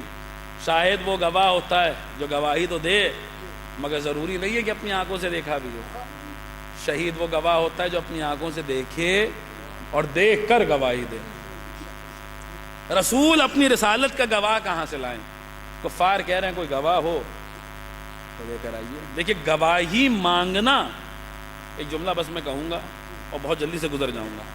گواہی مانگنا کفار کا اس بات کی دلیل ہے کہ انہیں رسول کی رسالت پہ شک تھا. یعنی ایک بات سمجھ میں آئی کہ رسول کی رسالت میں شک کرنے والا کافر ہوتا ہے. اب ڈھونڈیے کس نے کب کب رسول کی رسالت میں شک کیا, وہ آپ ڈھونڈتے پھریے دیکھیے کس نے شک کیا. بہرحال کفار نے کہا کوئی گواہ ہو تو لے کر آئیے. اب بتائیے رسول اپنی رسالت پہ گواہ کہاں سے لے کر آئے؟ چلیے ایک گواہ تو اللہ ہو جائے گا کیونکہ اللہ نے رسول بنایا ہے. جب رسول کو رسول بنایا ہے تو یقیناً دیکھا بھی ہے, تو ایک گواہ تو اللہ ہو جائے گا. لیکن جو شریعت یہ لے کر آ رہے ہیں اس میں کم سے کم 2 گواہوں کا قاعدہ ہے. تو ایک گواہ تو اللہ ہو جائے گا, دوسرا گواہ کہاں سے لے کر آئیں گے؟ اب دیکھیے یوں تو رسول خدا کی رسالت کی گواہی ہم بھی دیتے ہیں اور آپ بھی دیتے ہیں. جو سرکار کی رسالت کا کلمہ پڑھتا ہے وہ رسول کی رسالت کی گواہی دیتا ہے. ہم اپنی اذان میں, اپنی اقامت میں, اپنے تشہد میں رسول خدا کی رسالت کی گواہی دیتے ہیں. تو گواہی تو ہم بھی دے رہے ہیں رسول کی رسالت کی, لیکن کیا ہم اس منزل پہ جا کے گواہی دے سکتے ہیں؟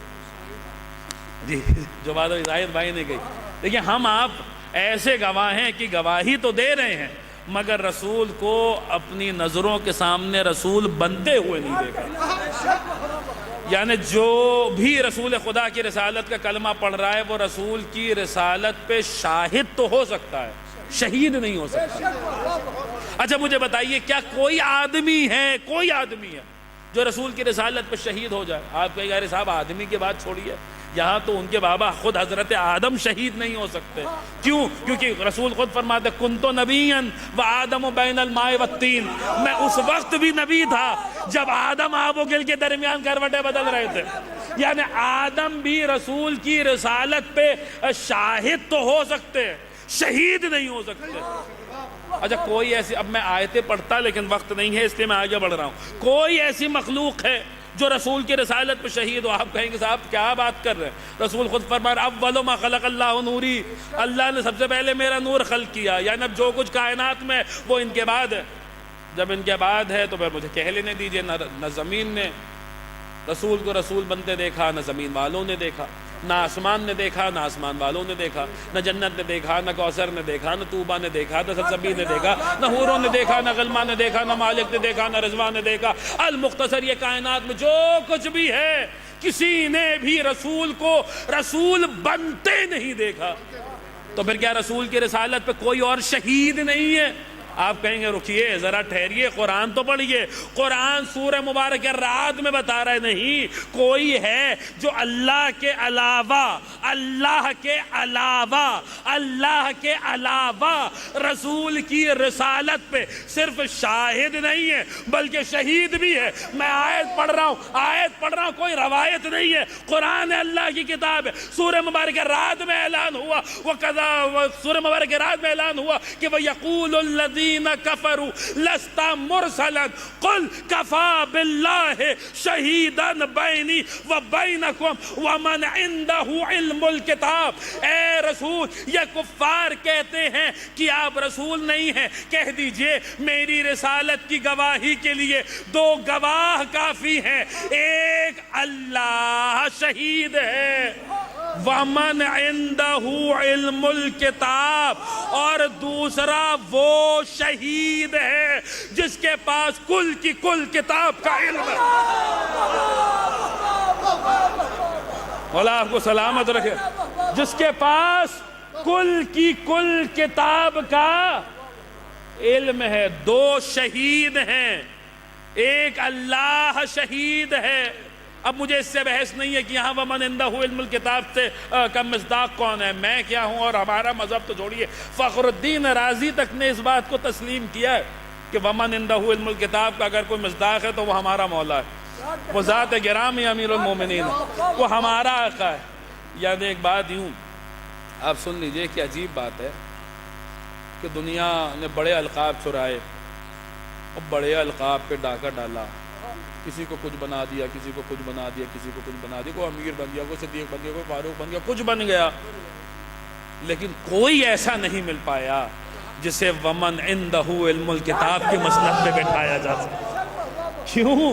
کیونکہ مسئلہ پوچھنے والے اور ہوتے ہیں، مسئلہ بتانے والے اور ہوتے ہیں، مسئلہ پوچھنے والے اور ہوتے ہیں، مسئلہ بتانے والے اور ہوتے ہیں، سوالات میں الجھ جانے والے اور ہوتے ہیں، سوالات کی گتھی سلجھا دینے والے اور ہوتے ہیں۔ ارے بھیا ہلاکت سے بچنے والے اور ہوتے ہیں، بچانے والے اور ہوتے ہیں۔ ایک صلوات محمد پہ بابا بلند سلوات۔ اللہم صلی علی محمد اور سنیے، بہت جلدی اپنی منزل کی طرف بڑھ رہا ہوں۔ ہلاکت سے ومن عندہ علم الکتاب، اس کا مطلب یہ ہے کہ رسول کی رسالت کی جو گواہی ہے، دیکھیے ایک جملہ اور رک کے سنتے چلیے، ومن عندہ علم الکتاب، مولا کائنات کو قرآن مجید میں، ہم نے نہیں، آپ نے نہیں، قرآن نے کہا ہے ومن عندہ علم الکتاب، جس کے پاس کل کی کل کتاب کا علم ہو، جس کے پاس کل کی کل کتاب کا علم ہے، کل کی کل کتاب کا علم ہے۔ اگر اجازت دیں تو ایک منزل بات اور آگے لے چلوں۔ دیکھیے جب کل کو سمجھنا ہوتا ہے تو پہلے جز کو سمجھا جاتا ہے، اگر جز سمجھ میں آ جاتا ہے تو کل اپنے آپ سمجھ میں آ جاتا ہے۔ جس قرآن نے کل بتایا ہے اسی قرآن نے جز بھی بتایا تھا۔ کہاں بتایا تھا؟ حضرت سلیمان کے دربار سجا ہوا ہے، پوچھ رہے ہیں سلیمان نبی پوچھ رہے ہیں تم میں سے کون ہے جو ملک سبا سے تخت بلقیس لے آئے؟ ملک سبا کہاں ہے؟ ملک سبا موجودہ یمن میں ہے ملک سبا۔ حضرت سلیمان کہاں ہے؟ حضرت سلیمان موجودہ یروشلم میں ہے۔ یروشلم وہ فلسطین اسرائیل والا علاقہ وہاں ہے۔ یمن سے تخت بلقیس لانا ہے، کہاں لانا ہے؟ یروشلم میں لے کے آنا ہے۔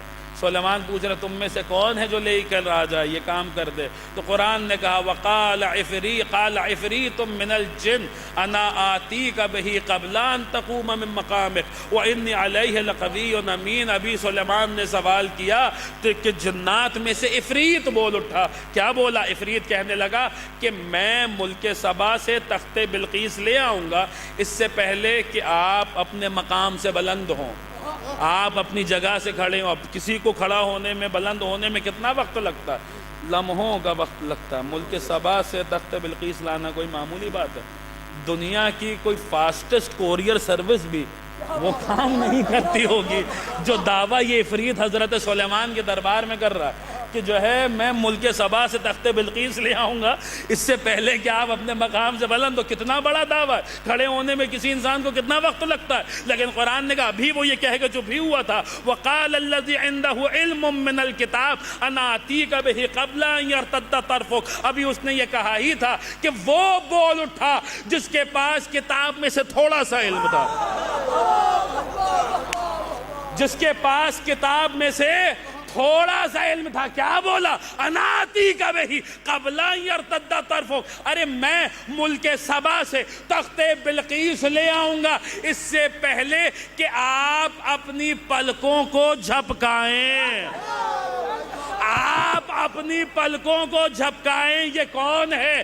یہ وہ ہے جس کے پاس کتاب میں سے تھوڑا سا علم ہے. یہ قرآن کیا کر رہا ہے؟ قرآن جز دکھلا رہا ہے، کل سمجھا رہا ہے. جز کے اختیار دکھلا رہا ہے، کل کے اختیار سمجھا رہا.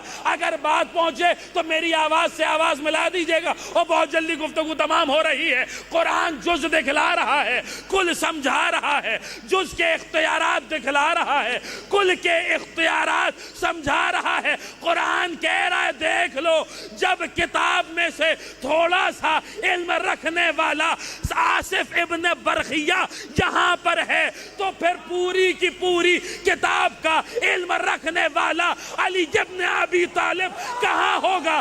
دیکھ لو، جو کتاب میں سے تھوڑا سا علم رکھتا ہے اس کے فضائل یہ ہیں. خبردار اگر علی کے فضائل سننا تو شک نہ کرنا، دیکھ لینا جو کتاب میں سے تھوڑا سا علم رکھے اس کا اختیار یہ ہوتا ہے، اس کے فضائل یہ ہوتے ہیں. ارے کتاب میں سے تھوڑا سا علم رکھنے والا جب پلک کے جھپکنے سے پہلے ملک سبا سے تخت بلقیس لا سکتا ہے تو کل کتاب کا عالم بھی اپنے ایک اشارے سے ڈوبے ہوئے سورج کو واپس پلٹا سکتا ہے.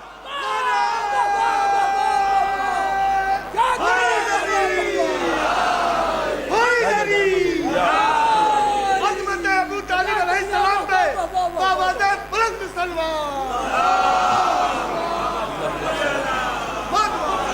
کیا کہنا بابا بابا زندہ باد زندہ باد زندہ باد زندہ باد زندہ باد زندہ باد زندہ باد زندہ باد.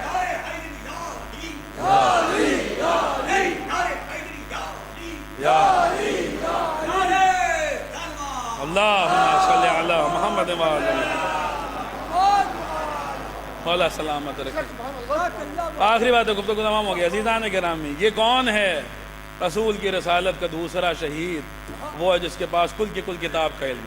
تو پھر مجھے کہہ لینے دیجئے کہ جب رسول، اس کا مطلب یہی ہے، نتیجہ یہی نکلتا ہے کہ جب رسول بنے اس وقت نہ زمین تھی نہ زمین والے، نہ آسمان تھے نہ آسمان والے. تو پھر مجھے کہہ لینے دیجئے نہ زمین نے رسول کو رسول بنتے دیکھا، نہ زمین والوں نے رسول کو رسول بنتے دیکھا، نہ آسمانوں نے رسول کو رسول بنتے دیکھا، نہ آسمان والوں نے رسول کو رسول بنتے دیکھا. نہ عرش نے دیکھا، نہ کرسی نے دیکھا، نہ لوح نے دیکھا، نہ قلم نے دیکھا، نہ جنت نے دیکھا، نہ طوبہ نے دیکھا، نہ کوثر نے دیکھا، نہ سلسبیل نے دیکھا، نہ حوروں نے دیکھا، نہ غلمہ نے دیکھا، نہ مالک نے دیکھا، نہ رضوان نے دیکھا.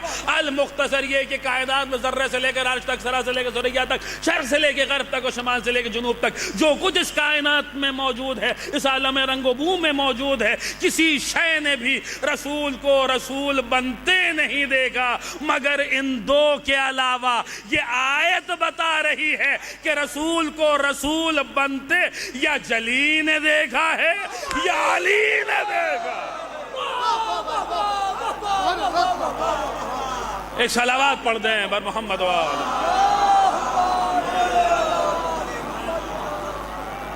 کیونکہ لفظ شہید استعمال ہوا ہے. شہید اس گواہ کو کہتے ہیں جو اپنی آنکھوں سے دیکھے اور دیکھ کر گواہی دے. بات تمام ہو گئی. آخری بات، گفتگو تمام ہو گئی کہ شہید اس گواہ کو کہتے ہیں. دیکھیے اب ایک حدیث ہے، اسے آپ حضرات سن لیں، اس رخ سے بھی دیکھ لیں. اتنی مشہور حدیث ہے کہ میں ابھی آدھی پڑھوں گا، مکمل آپ کر دیں گے. اب اس رخ سے اس کو ذرا دیکھنے کی کوشش کیجئے. من ماتا علی حب آل محمد ماتا، جو بھی آل محمد کی محبت میں مر جائے وہ شہید مرتا. رسول کی حدیث ہے، رسول خدا کی اتنی مشہور و معروف حدیث ہے. میں نے عرض کیا تھا زبان زد خاص و عام میں، جو آل محمد کی محبت میں مر جائے وہ کیا مرتا ہے؟ شہید مرتا. اچھا مجھے ایک بات بتائیے، اگر کوئی آل محمد کا محب ہے اور اس کا اس کے گھر میں انتقال ہو رہا ہے، کیا شہید ہوگا؟ بولیے. کہیں گے رسول نے کہہ دیا شہید ہے، شہید ہے، بات تمام ہو گئی. اگر ہسپتال میں دم نکل رہا ہے اور آل محمد کا محب ہے، کیا شہید ہوگا؟ بولیے. ہوگا، رسول نے کہہ دیا شہید ہے، بات تمام ہو گئی. کہیں بھی جان نکلے اچھا ذرا جرأت پیدا کیجئے تو رسول سے سوال کریں، یا رسول اللہ یہ کیسا شہید ہے؟ نہ میدان میں گیا، نہ تلوار چلائی، نہ نیزے چلائے، نہ زخم کھائے، مگر آپ کہہ رہے ہیں اگر آل محمد کی محبت میں دنیا سے جا رہا ہے تو شہید ہے۔ یا رسول اللہ یہ کیسا شہید ہے؟ عجب نہیں آواز رسالت ماں بائے نادان، تم ہی تو اتنی دیر سے کہہ رہے تھے شہید صرف اسے نہیں کہتے جو میدان میں جائے، تلوار چلائے، زخم کھائے، بلکہ شہید وہ بھی ہوتا ہے جو اپنی آنکھوں سے دیکھے، دیکھ کر گواہی دے۔ یہ مرنے والا مرنے سے پہلے کچھ دیکھ رہا ہے۔ آخری بات آج کی تقریر کی، آخری بات یاد رکھیے کہ شاید یہ ایک تبرک ہو، ایک تبرک نورانی ہو، بات تمام ہو گئی۔ یہ مرنے والا مرنے سے پہلے کچھ دیکھ رہا ہے، کسی کو دیکھ رہا ہے، دیکھ کر گواہی دے رہا ہے اور شہید ہو جا رہا ہے۔ کسی کو دیکھ رہا ہے، کسی کو دیکھ رہا ہے، کسی کو دیکھ رہا ہے، کسی کو دیکھ رہا ہے۔ کسے دیکھ رہا ہے؟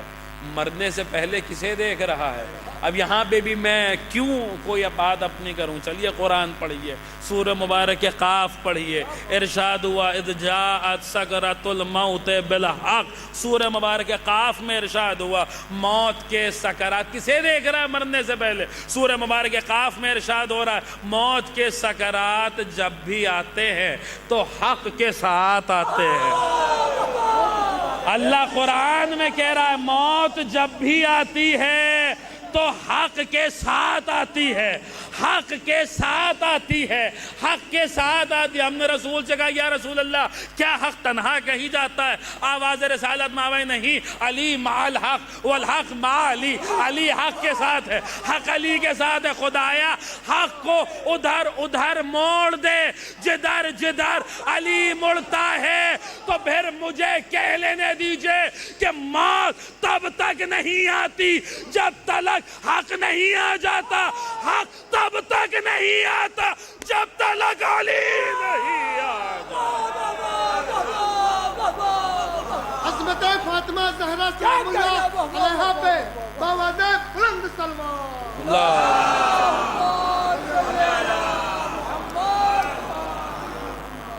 جب تلک حق نہیں آ جاتا۔ ہمارا مولا ہے جس نے کہا تھا حارث حمدانی سے، اپنے اسرار کے ساتھی سے، مولا کے کچھ اصحاب ہیں جن سے مولا اپنے راز کی باتیں کرتے تھے، میسم ہے، کمیل ہیں، انہی میں حارث بھی ہے۔ حارث سے کہا تھا کیا حارث حمدانی من یمت یرانی، جو مرتا ہے وہ مجھے دیکھتا ہے، چاہے مومن مرے یا منافق ہو، جو مرتا ہے وہ مجھے دیکھتا ہے۔ امیر المومنین نے کہا ہے جو مرتا ہے وہ مجھے دیکھتا ہے، چاہے مومن مرے یا منافق مرے۔ یہ بھی دیکھیں غور طلب بات، مولا مومن کے سرانے آتے ہیں، بات سمجھ میں آتی ہے، منافق کے سرانے کیوں آتے ہیں؟ عجب نہیں مولا جواب دیں، مومن کے سرانے آتے ہیں وہ ہمیں دیکھتا ہے تو سکون پاتا ہے، منافق تو بیچارہ دیکھ کر ہی مر جاتا ہے۔ جو مرتا ہے وہ مجھے دیکھتا ہے، چاہے مومن مرے یا منافق مرے۔ دیکھتے ہیں، دیکھ کر گواہی دیتے ہیں، شہید ہو جاتے ہیں۔ مجھے کہہ لینے دیجئے کہ پوری زندگی کا علی ولی اللہ پڑھنا اور ہوتا ہے، علی کو دیکھ کے علی ولی اللہ پڑھنا ہوتا ہے۔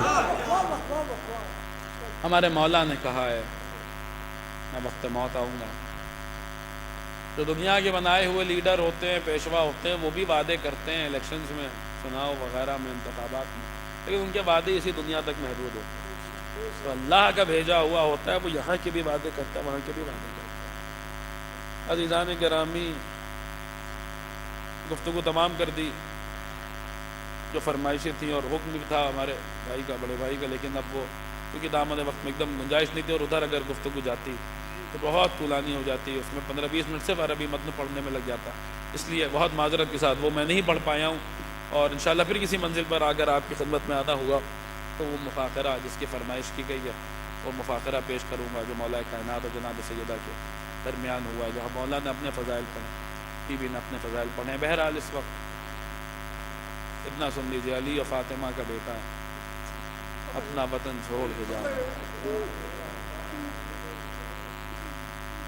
28ویں رجب کی تاریخ نمودار ہوئی ہے۔ مدینہ ویران ہو رہا ہے، مدینہ سونا ہو رہا ہے، روح ہے مدینہ مدینہ چھوڑ کے جا رہا ہے، جان مدینہ نائب رسول قلب رسول، مدینہ رسول کو چھوڑ کے جا رہا ہے۔ حسین مدینے کو الوداع کہہ رہا ہے۔ حاکم شام جب ہلاک ہوا، مدینے خبر پہنچی، ولید گورنر تھا مدینے کا، بلایا اس نے حسین کو دربار میں، رات کا پہر تھا، رات میں دربار میں بلایا۔ حسین نے زینب سے کہا میں جانتا ہوں کس لیے بلایا ہے۔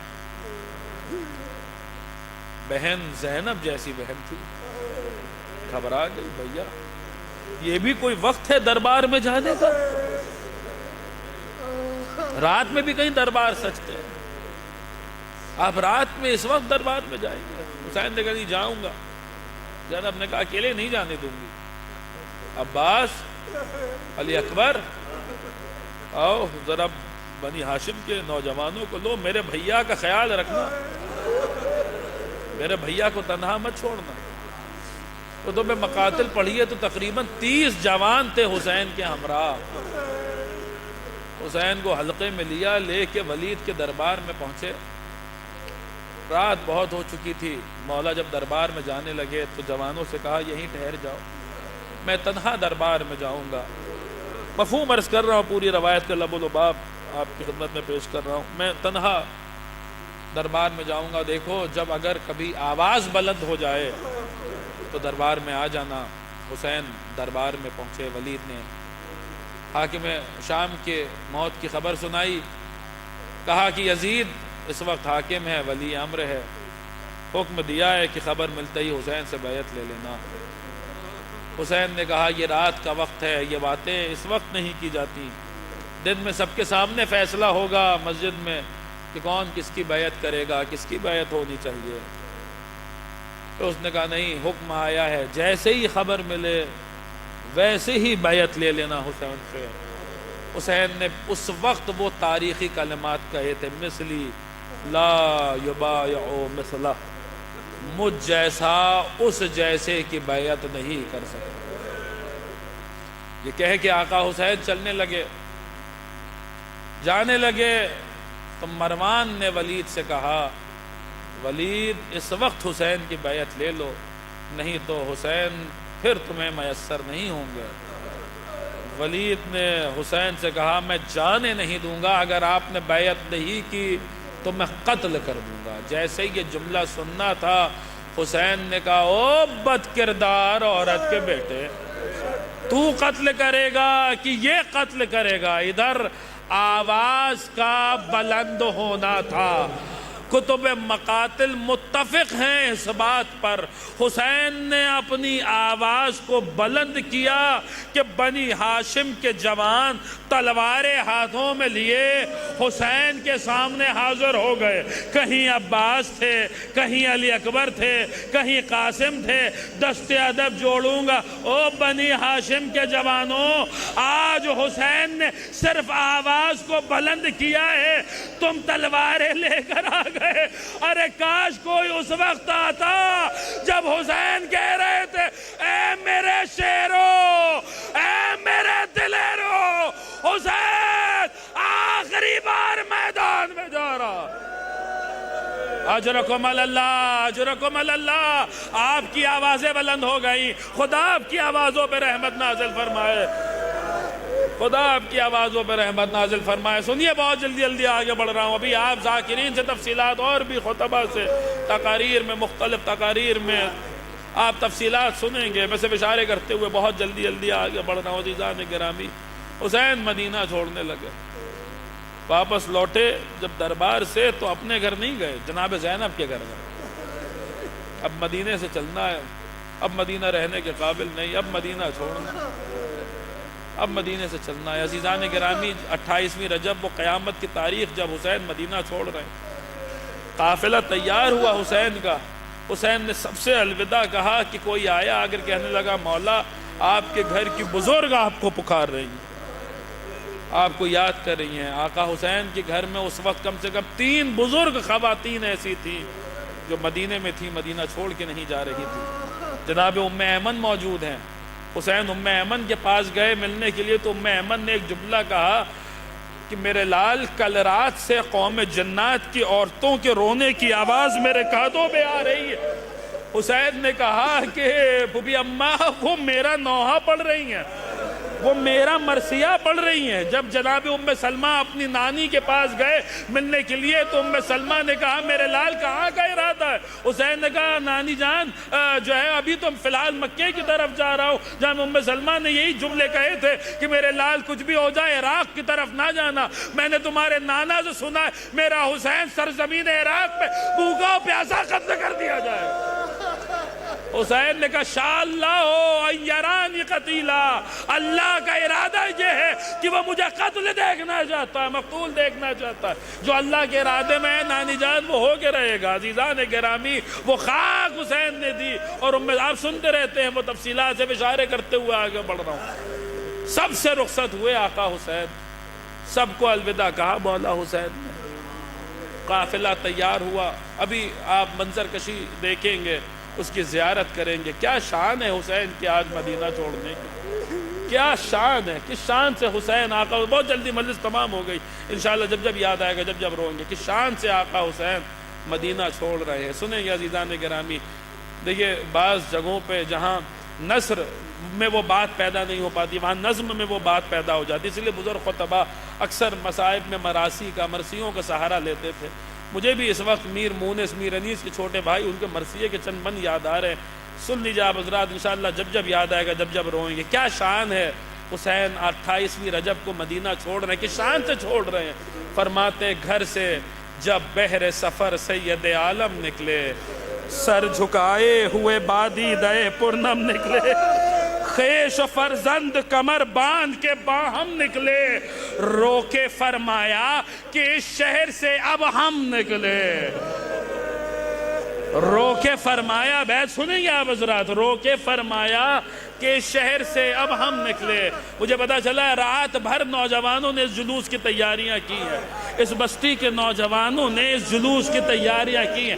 یاد رکھیے، یہ میں یوں ہی نہیں کہہ رہا لیکن میرا دل یہ کہتا ہے ان جوانوں کو جناب جامع سیدہ نے دعائیں دی ہوں گی جنہوں نے آج کی رات بھر اس جلوس کی تیاری کی۔ کیوں؟ اس بیت میں سنیے گا، گھر سے جب بحر سفر سید عالم نکلے، سر جھکائے ہوئے بادی دائے پرنم نکلے، خیش و فرزند کمر باندھ کے باہم نکلے، رو کے فرمایا کہ اس شہر سے اب ہم نکلے۔ ارے رات سے گریہ زہرا کی صدا آتی ہے، دیکھے قسمت ہمیں کس دشت میں لے جاتی ہے، دیکھے قسمت ہمیں کس دشت میں لے جاتی ہے۔ نانا کے روزے کا رخ کیا شہ نے سوئے قبر شہنشاہ انعام، ارے بحر تسلیم جھکے متصل باب سلام، اس نے پڑھ کر جو گئے قبر کے نزدیک باب، عرض کی آیا ہے آج آخری رخصت کو غلام، آخری رخصت کو، ارے یہ مکان ہم سے اب اے شاہ زمن چھٹتا ہے، آج حضرت کے نواسے سے وطن چھٹتا۔ اجرکم اللہ، اجرکم اللہ، اجرکم اللہ، اجرکم اللہ، آج حضرت کے نواسے سے وطن چھٹتا ہے۔ عزیزان گرامی، حسین نے یہ کہا، فرماتے ہیں قبر رسول متزلزل ہوئی، قبر ہلنے لگی، آواز آئی اے میرے گیسو والے، میرے صابر شبیر، میرے بے کس، میرے مظلوم مسافر شبیر، نہ رہا کوئی تیرا یاور و ناصر شبیر، ہائے اے گورے غریباں کے مجاور شبیر، ارے تو جہاں جائے گا پیارے وہی چلتا ہوں میں، خاک اڑاتا ہوا تربت سے نکلتا ہوں، خاک اڑاتا ہوا۔ سنیے گا عزیزان گرامی، بس آخری منزل ہے، مجلس تمام ہو رہی ہے، خاک اڑاتا ہوا تربت سے نکلتا ہوں میں۔ میری مائیں، میری بہنیں یہ بند سنیں، اس سلسلے کا آخری بند خاک اڑاتا ہوا، میری مائیں بالخصوص جہاں جہاں تک آواز جاری بند سنے، خاک اڑاتا ہوا. کسی ماں کا بیٹا پردیس جائے تو اس ماں کا عالم کیا ہوتا ہے؟ بالخصوص اس غربت کے عالم میں اگر کوئی پردیس جائے جہاں چاروں طرف قاتل موجود ہے، ماں کا دل کتنا بے چین ہوتا ہے. خاک اڑاتا ہوا تربت سے نکلتا ہوں میں، رسول فرماتے کئی دن سے تیری مادر کو نہیں قبر میں چین. سنیے گا اولاد والے بیٹھے ہوئے، کئی دن سے تیری مادر کو نہیں قبر میں چین. ارے شب میں آئی تھی میرے پاس وہ کرتی ہوئی بین، گھر میرا لٹتا ہے فریاد رسول الثقلین، اور صبح کو اپنا وطن چھوڑ کے جاتا ہے حسین. صبح کو اپنا وطن چھوڑ کے جاتا ہے حسین. کہنے آئی ہوں کہ منہ قبر سے موڑوں گی میں. ارے اپنے بچے کو اکیلا تو نہ چھوڑو. اجرکم اللہ. بس آخری جملے رو لیجئے عزیزان گرامی. آغاز ہو رہا ہے آقا حسین کے مصائب کا. اپنے بچے کو اکیلا تو نہ چھوڑوں گی میں. اکیلا یہی وجہ ہے کہ جب شمر کا خنجر چل رہا تھا تو کوئی نہیں تھا، یہی ماں تھی جو آواز دے رہی تھی آغوش پھیلائے ہوئے. اے میرے لال سنیے گا عزیزان گرامی، بس آخری جملے اور مجلس تمام ہو گئی. اپنے بچے کو اکیلا تو نہ چھوڑوں گی میں. اپنے بچے کو حسین کا قافلہ مدینہ چھوڑ رہا ہے. لیجئے بڑی شان و شوکت کے ساتھ آقا حسین کا قافلہ مدینے سے نکلا. ابھی چند بس آخری جملے ہیں، مجلس تمام ہو رہی ہے. چند قدم چلے تھے آقا حسین، کسی نے آ کر کہا مولا پیچھے ایک چھوٹا سا قافلہ آ رہا ہے. ایک چھوٹا سا قافلہ آ رہا ہے، کون آ رہا ہے؟ مولا باز گئے، دیکھا، آ کے بتایا آقا آپ کے نانا کے صحابی عبداللہ ابن عروہ غفاری کمر خمیدہ ہے، ضعیف ہو چکے ہیں، 2 لوگوں کے ساتھ آپ کے قافلے کے پیچھے آ رہے ہیں. حسین نے جب سنا کہ نانا کے صحابی میرے قافلے کے پیچھے آ رہے ہیں تو ان کے استقبال کے لیے آگے بڑھے. صحابی نے حضرت عبداللہ ابن عروہ غفاری نے امام حسین کو دیکھا، انہوں نے اپنے نانا کے صحابی کو دیکھا، بڑھ کے گلے لگایا. کیا ہو گئی؟ کیا بات ہو گئی؟ اتنا ضعیف ہو چکے ہیں آپ، کمر خمیدہ ہے، چہرے پہ جھریاں ہے، ضعف ہے، اس کے باوجود پیچھے اس طریقے سے آ رہے ہیں. کہنے لگے حسین میں ابھی تک وہ منظر بھول نہیں پایا ہوں. آپ کے نانا ممبر پہ تھے، آپ کھیلتے ہوئے مسجد میں آئے، آپ کے نانا نے خطبہ توڑ دیا، ممبر سے نیچے اترے، آپ کو اپنے ہاتھوں پہ لیا اور لے کر کہا ھذا حسین فاعرفو، یہ حسین ہے، اسے پہچان لو.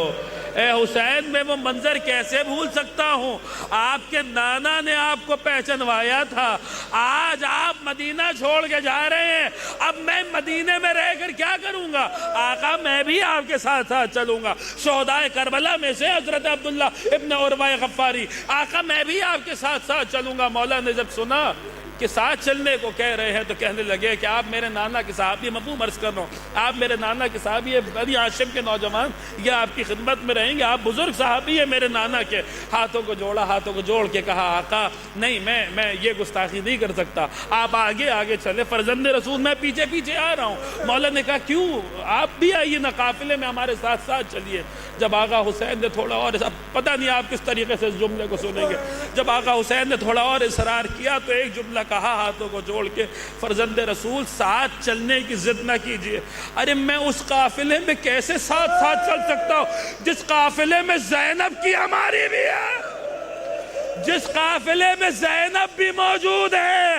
میں دستے ادب جوڑ کے کہوں گا، اے عبداللہ ابن عروہ غفاری، آج زینب کے پردے کا اتنا خیال ہے، ذرا 11ویں محرم کو آئیے، ہاتھ پسے گردن بندھے ہوئے، زینب ناقے پہ سوار ہونے جا رہی ہے. عزیزان گرامی آخری جملہ بات تمام، مجلس تمام. انشاءاللہ جب جب یاد آئے گا، جب جب روئیں گے، آج پورے جلوس میں جب ان ہماریوں کی طرف دیکھیے گا یہ جملہ یاد رکھیے گا. آپ اپنے آنسوؤں کو روک نہیں پائیں گے. آج 28ویں رجب کو زینب کی ہماری نکلے گی تو کہ شان شوکت کے ساتھ نکلے گی کہ ہماری موجود ہے، ہودج موجود ہے.